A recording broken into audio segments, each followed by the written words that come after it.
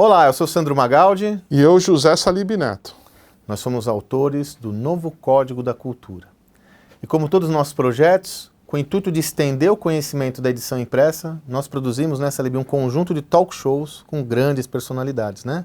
Inclusive que a gente não sabe o que é mais importante, se é o livro ou se são talk shows, né? Eu diria que os dois juntos, né? Pois é.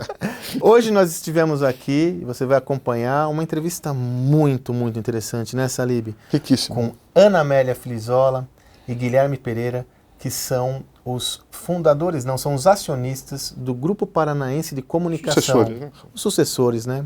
E hoje estão à frente desse projeto, que é um projeto que está revolucionando o setor de comunicação. Inclusive é curioso, né, Salib, porque nós fizemos esse talk show aqui no Cubo, né, esse projeto da Redpoint com o Itaú, que aglutina startups. Até interessante eles estão aqui no Cubo também, né, Salib? Pois é, uma empresa tradicional, né, de notícias, né, Sandro? Tiveram a coragem de enfrentar o status quo, né, e desafiaram e mudaram.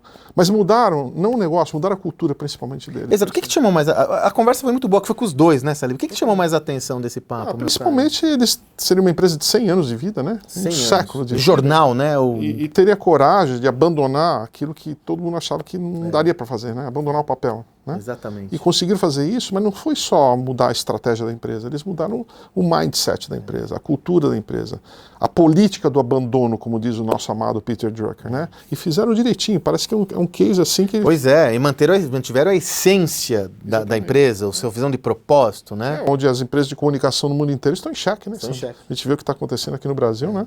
E com a humildade de saber que isso é um abrandamento, né, Salib? A gente não sabe muito bem no que vai dar, mas a jornada é incrível. Nunca vai acabar, né? Nós estamos em beta, como nós falamos no nosso Gestão da Manhã, né, Sandro?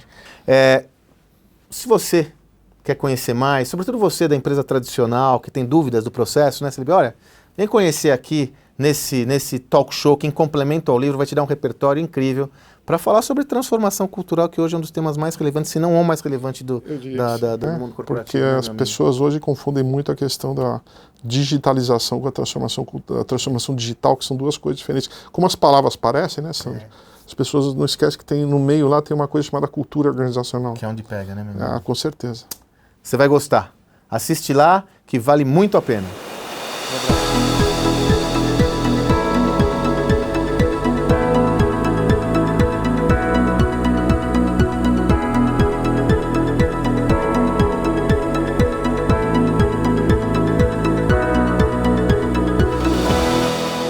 Aqui em mais um talk show exclusivo do nosso novo livro, né, Salib? O Novo Código da Cultura. Exatamente. Um livro que traz aí um guideline de como você fazer as transformações necessárias para vencer nesse mundo exponencial. Como sempre, nós temos aqui não um, mas dois convidados para lá de especiais nesse talk show, né? Estamos com Guilherme Pereira e Ana Amélia Flizola, que são do Grupo Paranaense de Comunicação, GPCom, que são protagonistas do nosso livro. Resolvemos aqui bater um papo com eles, que eles estão transformando todo o grupo mediante esse novo contexto de transformação do mundo. Pessoal, é um prazer tê-los conosco, de verdade, uma honra para essa conversa aqui, que certamente vai ser muito produtiva e provocante, né, Salib? E um dos poucos exemplos reais de transformação cultural que a gente encontrou, que são poucos hoje, né? Que realmente transformou uma cultura numa empresa, né? Uma empresa já de vários anos de vida, né? Com a coragem de fazer isso, né? Vamos contextualizar então, que pode ser que alguns dos nossos telespectadores ainda não leram o livro. Pois é, ficou estranho, vocês veem que eu até titubeei nessa, Salib, porque a nossa audiência, né? Pode ser que ainda não leu.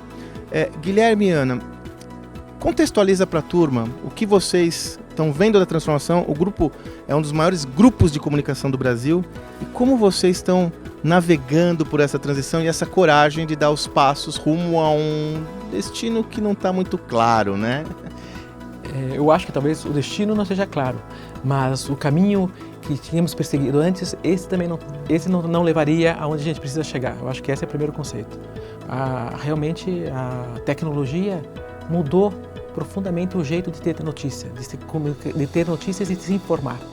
E aí acho que esse foi o olhar que uns 7, 8 anos atrás a gente vinha percebendo, né, que a população, que o mercado, que o consumidor estava mudando. Não só o consumidor de leitura final, mas também o próprio anunciante. que era aquele no passado pagava, né, mais ou menos as principais receitas nossas vinha da publicidade. A gente via que esses dois mercados, o leitor e o anunciante, estavam em transformação. E a gente, acho que muita discussão interna, muito viagem para ver benches, a gente começou a ver, puxa, a gente tem que tomar alguma decisão sobre isso. Acho que o cenário é mais ou menos claro. O setor em concreto da comunicação está em transformação há muitos anos, né? Desde o surgimento da internet, assim, a mudança foi muito rápida. A gente se dava conta da dificuldade de encontrar os caminhos. Como é que vai se dar a mudança? Por qual trilha você deve, né, seguir, né? Então essa que foi a dificuldade. Daí a vantagem, talvez, o que tem ajudado a gente a dar o passo que a gente julga que foi importante no momento certo, foi ter começado a criar uma mudança interna, cultural, com muita antecedência. Então, eu me lembro que a iniciativa foi da Anamélia, em concreto, a própria maneira de conceber. Nós somos, só para uma contextualização, a Gazeta do Povo, que é um dos veículos do grupo, lançou o seu site na internet, acho que é o segundo jornal do país a ter lançado, depois do JB, a ter se introduzido na internet. Aí deve ter sido 93, 94. E a gente sempre trabalhou com isso. E havia uma série de dificuldades, inclusive de marca. O que isso aqui vai ser? Qual que é o futuro disso? Criamos uma marca nova para esse produto? Ou vai ser o mesmo? Não vai ser? E como é que vamos lidar? Como é que você aborda o mercado publicitário com relação a isso? E a próprio público interno, vamos ter uma equipe fazendo só internet, outra equipe fazendo impresso. Qual é o sinal que você está dando com isso, né? Você está dando sinal de que aquelas pessoas são do futuro e essas que fazem o impresso, que pagam a conta de hoje. Qual é o sinal? Puxa, começam a procurar emprego, isso aqui não está me sinalizando que eu não vou ficar aqui para o futuro. Então tudo isso tinha o público externo e o público interno, né? Então aí, com alguma antecedência, a gente criou um laboratóriozinho de inovação, de testes, com uma cabeça surpreendente. E acho que talvez tenha sido a vantagem que tenha ajudado. Assim. A pessoa que quis assumir esse desafio era uma jornalista. Normalmente, isso, com frequência, não acontece dessa forma. Era uma jornalista que tinha viajado muito, a gente tinha patrocinado várias, ela mesma investiu na sua própria formação, fez um acompanhamento lá no comecinho de 2000, foi visitando vários cases internacionais, fez um programa numa universidade, na Universidade de Navarra, que tinha uma introdução boa nesse campo ali, tinha um laboratório interessante, e ela chegou um momento ela propôs, se a gente não criar um laboratório de inovação, para pouco a pouco expandir, depois disseminar uma cultura nova, nós não vamos conseguir estar preparados para a mudança. Foi um momento crucial, E junto com isso a decisão de não fazer dois times, né? O título seria sempre Gazeta do Povo, seja no impresso, seja no digital. Essa também foi uma questão que a gente hoje... Que não é fácil, porque toda a orientação até que você tem, até a própria criação de você ter o motor com 2 alinhos, ela pressupõe que você tem que criar a empresa que vai fazer a disruptura, né? Para depois, pouco a pouco, né, você ir absorver E o que acontece? Qual que é a dificuldade nossa? É que o grande ativo não é tanto tecnológico, a tecnologia hoje é parte crucial, é core do negócio, mas é a produção de conteúdo de alta qualidade, que pressupõe um amadurecimento humano também muito grande. Não seria fácil você duplicar isso aqui. Então a gente acompanhava e tinha a percepção clara dessa dificuldade. Como é que se lida com isso? Então, a aposta foi ir qualificando fortemente a nossa equipe de redação para que eles tivessem uma mentalidade digital, né? Então, isso, acho que com uma antecedência... Claro que eu acho que outros jornais no mundo todo têm feito, no Brasil também, mas talvez aqui a gente tenha sido... com volume, com ritmo, com intensidade, fazendo com que a totalidade da redação passasse por essa transformação. Acho que isso que é interessante, porque a mudança também aconteceu muito forte na redação. Se a gente fizer um olhar hoje, há 10 anos e hoje, quem são as pessoas que estão na redação, a gente não percebeu que a mudança foi acontecendo, né? A gente sabia os drivers, né? O nosso diretor atual de redação excepcional, o Leonardo, excepcional, ele há 5 anos atrás, ele começou uma mudança, ele começou a criar perfil, quem são as pessoas que poderão ir, quem são as pessoas que a gente tem que dar treinamento para chegar e aquelas que infelizmente não vão fazer parte. Do mindset. Ele criou um assessment muito interessante. Mindset aberto, um mindset de crescimento. Isso. E já tinha havido treinamento, nós já vimos trabalhando com uma adaptação da equipe com bastante tempo. Mas quando ele assumiu já com a proposta de fazer a guinada, ele criou um mecanismo para fazer esse assessment profissional. E um número importante dos profissionais passaram para a nova fase, né? Ou seja, estavam preparados. Isso que é interessante. É curioso isso, né, Salib, que no Gestão do Amanhã, no Novo Código da Cultura, a gente também trabalha um contexto que ele é repleto de indagações, como não poderia ser diferente, que é a visão do outsider versus o insider. Alguns, né, quando começou a transformar, né, Salib, falaram, não, traz todo mundo junto, novo. Não deu muito certo. Mantém quem está também, e hoje a gente percebe que o sucesso está no equilíbrio, né? Nessa pororoca mental, né, do novo com aquele que que traz consigo a raiz do negócio, né? E foi o que vocês fizeram. E chega num momento que para nós é o momento mais emblemático, né, que vocês decidem simplesmente, como nós brincamos na nossa metáfora, queimar os barcos lá do Cortez, ou seja, não vai haver mais a mídia impressa. Como foi esse momento? A política do abandono, né? O Peter Drucker tão bem explicou que ele criou esse conceito da política do abandono. Se você vê uma coisa que já não tem está com os dias contados, já está andando para baixo, como é que você...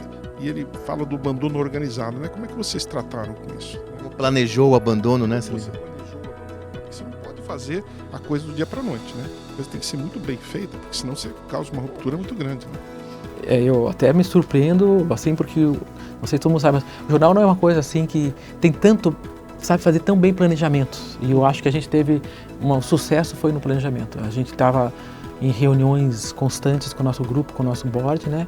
Mas o olhar não era nem tanto da ruptura do impresso. O olhar era da ruptura do modelo de negócio. A gente não estava discutindo se o impresso ia cair ou não, mas que o modelo ia mudar. E isso a gente tinha certeza. Vocês não digitalizaram o normal, né? Que é o grande problema das empresas, que elas digitalizam o business atual, que é o que aconteceu, infelizmente, com nossa querida Editora Abril, né? Esse é um insight, né? Confundir transformação da organização com digitalização. Perfeito, perfeito. O que a gente discutia era qual era o modelo que a gente ia fazer, né? Qual era o modelo que ia ficar em pé. E numa crença anterior de que informação tem valor, né? E aí a gente achava que o valor da informação seria mais para assinatura, as assinaturas digitais pagariam a conta. Mas não tinha uma necessidade de encerrar rapidamente com o impresso, né? A gente tinha até um plano, uma reunião que a gente fez um plano, vamos acompanhar passo a passo, a hora que ficasse economicamente, a gente ia cancelar. Daí foi interessante para nós, é muito forte, é emblemático, né? Uma reunião, a gente terminou essa reunião em setembro de 2016, com esse panorama, com todos os drivers, de como é que a gente ia atuar. E aí, uma semana, 2 semanas depois, nós estávamos numa sala, nós dois conversando, os diretores de redação que participaram, os diretores todos da empresa que participaram daquela reunião, bateram nos passos, podemos falar com vocês? Se para vocês, a gente percebeu naquela reunião que o impresso, vocês conseguem visualizar que ele vai encerrar, então nós temos um pedido para fazer para vocês. Encerrem já. Encerrem agora. Porque depois que nós voltamos naquela reunião de setembro de 2006, nós avaliamos os diretores falando, o custo de continuar com o impresso é muito grande para todos os objetivos digitais que a gente precisa. A redação para às 4 horas, né, às 4 horas da tarde, para fechar o impresso. E por mais que a gente diga, não, continue mandando material para o digital, o mindset fica no impresso, ganha. O digital você dá um serviço, uma coisa melhor para o cliente, né? Uma informação mais precisa, né? Porque a gente vive por horas hoje, né? O mundo muda em horas, né? E é um mindset totalmente distinto do jornal que tinha que fechar. Fechar, exatamente. O fechamento era um momento muito forte do... O impresso, ele absorve demais as energias de toda a organização. Pelo fato de ser algo, pela logística, mas o fato de ter o peso que as pessoas atribuem, de ter algo impresso, permanente, gera na mentalidade das pessoas um drive muito forte. Você tem que sentir aquilo. O artefato da cultura. Isso, materializar. Ele materializa. O artefato, ele é até mais forte do que ele em si. É o artefato. Agora, o ambiente que vocês criaram é um ambiente diferente, né? Vocês têm um ambiente de trabalho, um espaço de trabalho bem diferente de uma empresa normal, é isso? Aí a gente teve também, então, foram momentos complexos, né? A gente estava com toda essa mudança que a gente se propôs ainda no ambiente antigo, e aí era bem antigo mesmo, era no centro da cidade. Acho que é um dos últimos jornais que tinha a própria impressora dentro do mesmo espaço. Foram comprando imóveis, várias salinhas, várias questões. E a gente via também a materialização dessa mudança o espaço ajudaria. E a gente teve a sorte de encontrar um espaço muito maravilhoso, assim, né? Aberto, completamente aberto, onde está totalmente todas as pessoas integradas, as salas todas envidraçadas, não tem sala fechada, e que todo mundo se interage o momento inteiro. Eu tenho um depoimento de uma editora que ela disse, Amélia, ainda na época, eu estava prevendo, ainda era para a Copa do Mundo, eu estava prevendo fazer a reunião em março, estava marcando a minha agenda para fazer em março, era novembro, eu já tinha feito em pé a reunião em 5 minutos de uma coisa que estava prevendo na minha agenda que eu ia encontrar com as pessoas em tal data. É besteira, a gente parece que está falando uma coisa assim que é muito, não é só estética, mas não, ela tem uma mudança de fluxo, mas até para ajudar na mudança do mindset, né? Da cooperação, né, Salim? É isso, da cooperação. E aí também outra questão que trouxe foi muitos indicadores, né? Hoje é uma empresa de indicadores, né? Então é espalhado por todos os espaços ou as principais metas, como estamos no momento, qual é a nossa audiência. São coisas que a gente esperava no impresso um mês depois do fechamento de março, vinha 15 dias depois. É uma empresa baseada em dados agora, né? E você vai poder gerar outros negócios a partir dela, né? Que é a questão do foco, né? Qual o negócio de vocês, né? E a gente estava conversando um pouco antes aqui, que como é que você chama isso se não é jornal, né? Porque o jornal está muito ligado a papel, né? Então o nome, os Estados Unidos a Associação dos Jornais já mudou de nome, é isso? Que a palavra newspaper para os Estados Unidos é muito pior, né? Porque carrega o papel. Carrega o papel junto. Newspaper. É pior. Aqui para o jornal, eu assim até acho que não vai precisar mudar, porque o Jornal Nacional, né, tá na televisão, né, e é uma das coisas mais fortes que tem. Acho que a palavra jornal extrapola o impresso. É uma crença, mas pode mudar também. Não tenho nada fixo. Tenho nada fixo. Guilherme, Ana, assim, o tamanho da mudança que vocês procederam, ele é, desde o início que eu conheci o case de vocês, eu fiquei impressionado, porque ele é gigantesco. Porque envolve um setor inteiro secular e, mais do que isso, é um setor cujas crenças são muito fortes naquele modelo, né? E o impacto disso na liderança é legal. Agora eu queria explorar com vocês o impacto disso para todo mundo. Quer dizer, a galera, quando começou a ver essa mudança, essa transformação, como acolher? Imagino que a insegurança aumenta. Quer dizer, como é fazer tudo isso com detalhe, com o negócio andando? Como que foi esse processo? Mais ainda, né? Vocês têm o jornal de um lado, depois vocês têm um outro business que ainda opera dentro do sistema mais tradicional, né? Como é que isso convive e como o novo vai poder entrar dentro do mais antigo, né? Do tradicional? Eu acho que talvez a lógica... Então vou retornar um pouquinho só antes de responder essa, porque eu acho que vale a pena abordar um pouquinho o tema que ela mencionou ali, quando os diretores vieram trazer o contexto e pedir que a gente abandonasse a plataforma impressa, né? Tivesse só um modelo um pouquinho diferente. O grande ponto deles, e eu acho que isso é muito interessante, foi a noção de foco. O volume de mudanças, de projetos que nós precisávamos pôr de pé para fazer a transformação, era um volume muito grande. A gente, inclusive, contratou um PMO para ajudar a gente a gerenciar aquele conjunto todo, né? O Anderson teve um papel importantíssimo nesse processo. E as metas eram metas muito agressivas, muito puxadas. A gente realmente quis tensionar fortemente ali o momento. E aí eles disseram, é impossível, se vocês querem realmente isso, se vocês acreditam, é fundamental ter foco. A manutenção de uma segunda plataforma, que não é crucial, ela é relevante, a gente tem um grande respeito pela plataforma anterior, ela não é onde reside o futuro. Ela drena tremendamente as energias. Para conseguir fazer uma transformação significativa é preciso ter foco. Então esse foi o ponto dessa decisão. Eu acho que isso foi muito, muito emblemático assim. Agora, com relação ao restante de toda a equipe, o que é interessante é que talvez há bastante tempo nós vimos trabalhando com a equipe toda, no sentido que o que define propriamente o grupo, o que define o jornal, é o propósito, é a missão, é o conjunto da estrutura, dos valores da organização. Então, a gente queria criar uma mentalidade de desapego à modalidade final, de como é que você materializa. O essencial é o tipo de abordagem, a qualidade. O que você está entregando. Então, esse conjunto estava mais presente assim.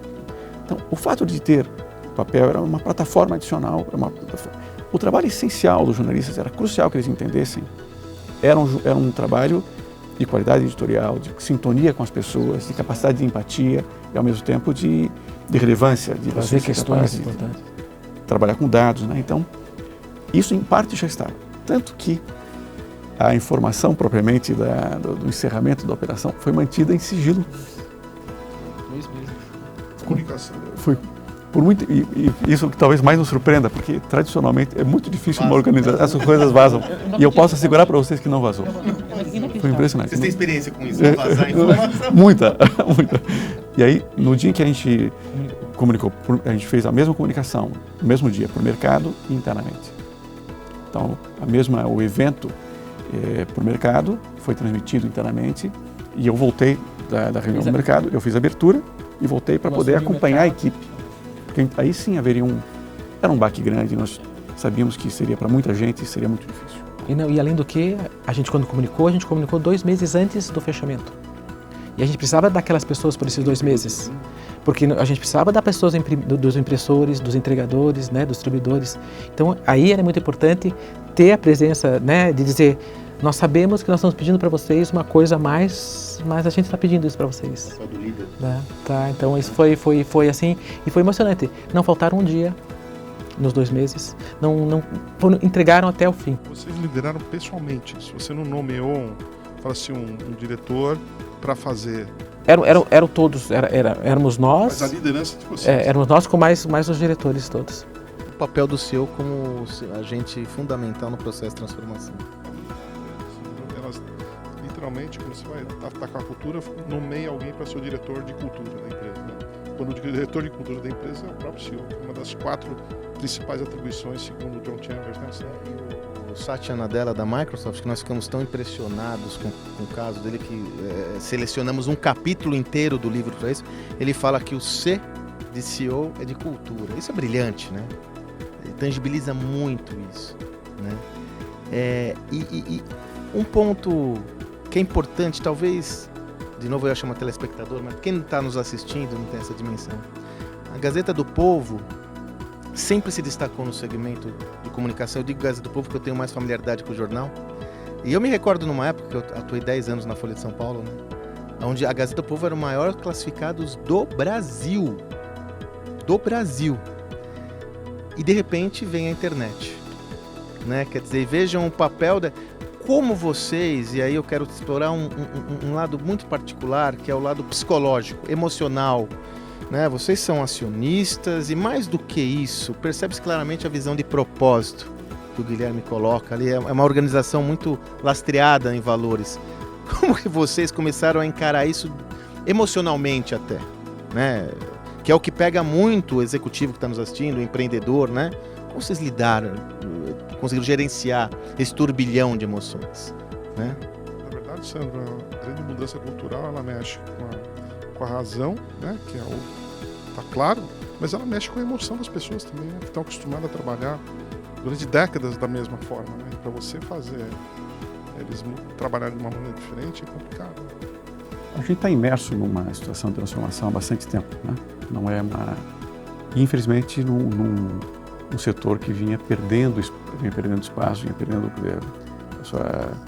o seu equilíbrio econômico, né? Então, de fato, foi necessário gerenciar fortemente as relações tanto internas quanto externas do mercado e mesmo com os demais stakeholders, sobretudo os acionistas que são familiares, as famílias são duas famílias. Então, eu, sem querer também trazer assim, nos vangloriar, colocar isso num patamar mais alto do que seja, a gente acho que conseguiu de alguma maneira conduzir isso, e o que foi a âncora para esse processo foi, sem dúvida nenhuma, a convicção profunda do papel que o grupo tinha na sociedade.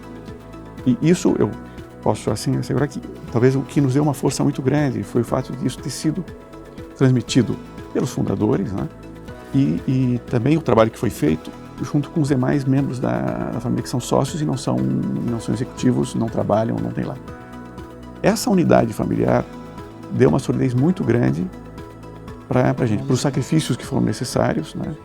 Para o envolvimento deles, para apoiarem uma série de movimentos relevantes. E desapegar mesmo. Desapegar. Também, né? E o que a gente sentiu é que o fato de, desde 2000, vamos dizer, a empresa sempre teve uma noção de propósito muito forte, muito viva. Só que num primeiro momento, com o primeiro empreendedor, como o presidente, o nosso pai, né, de uma maneira sem uma explicitação formal. Sim. Né? Era o dia dele. Era o dia a dia, que ele construiu dessa maneira.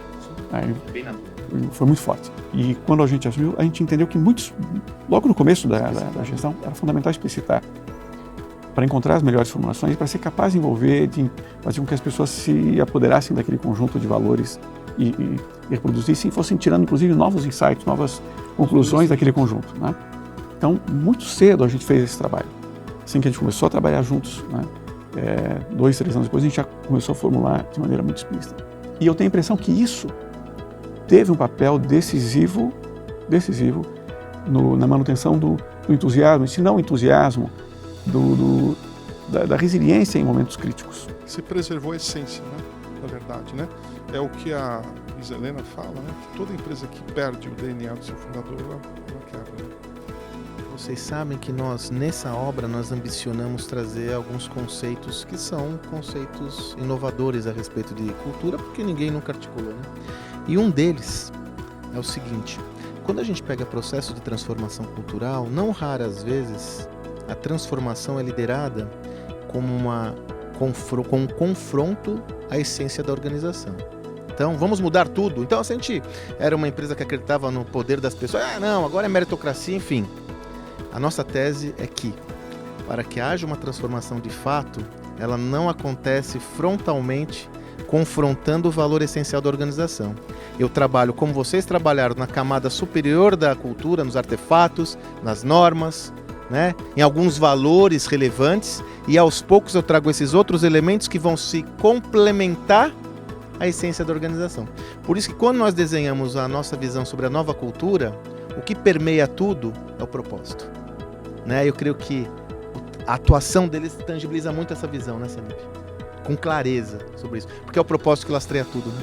Tem uma peculiaridade, assim, no caso concreto de um grupo de comunicação. A gente entendia, a gente claramente formulou ali o propósito, né, uma série de convicções, mas no caso do veículo de comunicação, essa parte essencial, né, que não é a parte estratégica, tem também uma dimensão que é o conjunto das convicções acerca do homem e da sociedade. E no nosso caso em particular, isso tem um peso muito grande, porque ele modula a própria... Ele molda a linha editorial. Houve um trabalho importante, no caso do nosso grupo, que foi de explicitar isso, que não é uma coisa tão simples. Todos nós temos convicções bastante arraigadas acerca do sentido da vida, do sentido do homem, como é que a sociedade, qual a melhor conformação da sociedade, etc. Mas não é fácil você articular isso, explicitar. E a gente entendeu. Foi um trabalho que foi intenso, longo, né? Que era crucial, porque sem isso era muito difícil ter um pano de fundo claro, que pudesse se perpetuar ao longo do tempo e que pudesse ajudar a nortear a própria linha editorial. Né? Então, esse trabalho ocorreu. Eu acho que, então, no nosso caso, a gente considera o propósito emergindo disso, mas tem uma camada que, no caso do grupo de comunicação, eu não acho que isso seja fundamental para qualquer tipo de empresa, né? Mas para o setor educacional, para o nosso em particular, a gente considera muito, muito relevantes. E a gente explicitou de tal forma que no primeiro dia da nova forma, do novo produto, a gente entregou para os nossos leitores um impresso. E está no digital, fácil de encontrar o que nós acreditamos, quais são as nossas convicções. Né? Nós articulamos também essa visão com a importância dos princípios, né? Se eles estarem bem explicitados. É uma carta de princípios. Usar um formato ou outro, né? Mas é a carta de princípios, né? Porque é fundamental para a comunicação, né, Salib? Exatamente. Mas que case, né? Basicamente, parece que vocês leram o nosso livro antes de fazer ou nós inspiramos, na verdade, para escrever o nosso livro, né? Um case que pega toda uma indústria muito requisitada hoje, né? Muito agitada na questão da comunicação, né? A gente tem visto grupos de comunicação com grandes desafios, né? E vocês fizeram um exemplo, não só para o grupo de comunicação, mas para empresas do grupo inteiro, do mundo inteiro, né? De todas as indústrias.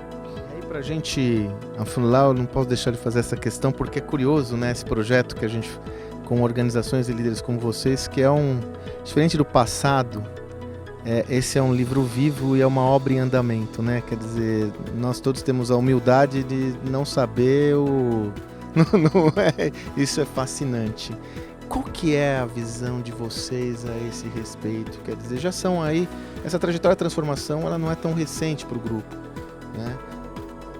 O que vocês estão enxergando sobre isso na evolução dessa transição, né? Eu acho que ainda a gente chama de travessia. Nós chamamos de travessia, né? Não encerramos. Não encerramos, né? A gente lado. sabe que temos que fazê-lo, mas não sabemos onde vamos chegar. Eu acho que esse é o nosso, né? O caminho não está totalmente, né, trilhado. A gente sabe que tem um porto seguro ali, mas a gente não está enxergando. A gente já enxergou, já vislumbrou. Mas somos capazes de chegar até lá? Chegaremos lá firmes. Essa é uma questão e eu vou dizer outra coisa que a gente vê. Nós somos muito capazes de chegar até aqui, mas a dúvida é se somos capazes de chegar mais além. Essa acho que é o que nós hoje e mexe com toda a nossa, né, estrutura ali de diretoria. Estão todos com essa mesma angústia, né? Parabéns por o que nós fizemos, mas seremos capazes de chegar no outro lado. E aí isso que eu acho que é interessante até na questão da cultura. E aí a gente volta a resgatar tudo de volta. Puxa, o que nós sem querer falhamos, porque você chega, gasta uma energia, depois sem querer você não percebe, mas começa o mesmo status quo do passado, assim, e a gente meio que deu uma chacoalhada no seu começo de ano, resgatamos de novo, estamos fazendo agora um momento muito forte de mergulho na cultura, né? E uma forma diferente de fazer mergulhar na cultura, a gente quer que cada líder, eles assumam esse papel com os seus liderados, e não seja só uma voz nossa. Então a gente até ontem teve uma reunião forte sobre isso, e a gente está construindo uma forma de que eles consigam, do seu jeito, não queremos que seja uma coisa passada, cada um vivencie e repasse isso da sua forma para as bases. Porque não pode ser uma coisa do Guilherme e da Ana Amélia, tem que ser uma coisa realmente que a empresa inteira viva isso, né? Então, só para dizer assim que a tua pergunta era como é que nós sentimos. Nós sentimos que é constante, que não tem parada. Amélia, o último capítulo do nosso livro a gente fecha com a seguinte indagação: quando isso acaba? Nunca. Nunca. O processo de transformação hoje em dia é diferente do passado, né? Chegamos lá, não chegamos. E daí é fundamental se apaixonar pelo próprio processo também. Né? Tem que ter... O São Francisco, ele transformou a empresa 5 vezes em 20 anos, né? Sim. Exatamente. Você sabe, né, mas estava comentando um elemento importante que a gente até coloca no livro, que eu me recordo quando nós conversamos e eu até comentei com você, falei, poxa, mas você está implantando uma cultura de startup? Você falou, não é uma cultura, que essa é uma reflexão muito importante para quem está nos assistindo, é o hype de montar uma cultura, não. A gente, no início pensou que sim, depois a gente falou assim, não. Nós não vamos esquecer e nos orgulhar dos nossos 100 anos, né? A Gazeta fez 100 anos agora, dia 3 de fevereiro, né? Então não podemos colocar uma roupa dessa de startup para uma empresa de 100 anos. Mas eu continuo falando para você que nós temos uma missão de achar o que nós somos, né? Porque nós não somos mais a empresa tradicional e não somos a startup, nós estamos nesse meio, com o pé lá, com orgulho desse pé lá, e querendo chegar a fazer a travessia. Eu não sei como é que a gente pode se identificar. Porque se você negligenciar esse pé lá, você negligencia a sua essência. E esse é o grande risco que a gente vê nos processos de transformação. Não, agora só uma coisinha que eu aprendi com ele, que ele falou um dia, que falou para todos os nossos diretores, que eu achei bacana. Mesmo que a gente não chegue lá, a travessia terá valido a pena. Eu acho que isso ele fala, a jornada terá valido a pena. E às vezes as pessoas não compreendem isso com a força que isso tem, mas a gente com certeza não tem a garantia de fazer com que a Gazeta... A gente quer que a Gazeta sobreviva mais 100 anos, mas não temos essa certeza. Mas o que a gente viveu nesses 2 anos terá valido a pena. Eu acho que é isso que... A gente queria que as equipes vibrassem desta maneira, vibrassem com esse aprendizado, vibrassem com esse desafio atual, né? Alguns, de tal forma que mesmo alguns que, por exemplo, eventualmente saiam daqui a algum tempo, mesmo antes de nós termos chegado lá, saiam com orgulho de ter participado de uma experiência transformadora, de uma experiência inovadora também, né? Ana, Guilherme, é uma honra tê-los conosco. Uma contribuição para o país muito grande, né? Para as nossas empresas. A nossa missão hoje, né, está em ajudar empresas estabelecidas a construírem os seus futuros, para que todo aquele esforço que foi feito durante 100 anos, no caso de vocês, se multiplique, né? Porque a gente fica muito triste hoje, né, de ver empresas que demoraram décadas para construir, né? Você pega uma empresa como a Nokia, décadas para construir aquela marca, né? E em questão de 8 anos ela desaparece. Então, todo o nosso esforço hoje está em ajudar empresas estabelecidas a prosperarem para as próximas décadas. E até porque nós acreditamos nisso. né? Nós acreditamos que essa é a prosperidade vai acontecer quando tudo isso acontecer junto. A nova empresa, enfim. Muito obrigado. Né? Vocês, a partir de agora, são coautores desse nosso projeto. Vai aparecer lá e é uma honra. E sucesso para o livro, né? E para essa dupla aí, você. Muito obrigado. Quero agradecer você também que está nos acompanhando. E sempre lembrar, né? Eu gosto de sempre lembrar, nós temos, além desse talk show, nessa edição, mais um conjunto de vídeos e talk shows com personalidades incríveis que vão complementar seu processo de aprendizado. Além do vídeo, você tem texto, você tem uma série de outros recursos para ser cada vez mais melhor. Muito obrigado, valeu!